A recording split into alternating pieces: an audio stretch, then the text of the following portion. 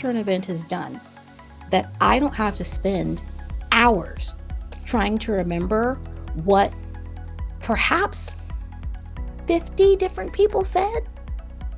And it means that we can get that information quickly to an audience that may need a summary. And sometimes, yes, those may need to be tweaked. Sometimes it may misunderstand who said what, but that is so much easier to comb through than having to remember it ourselves. And it means that I don't have to have someone else double tasking on that particular piece.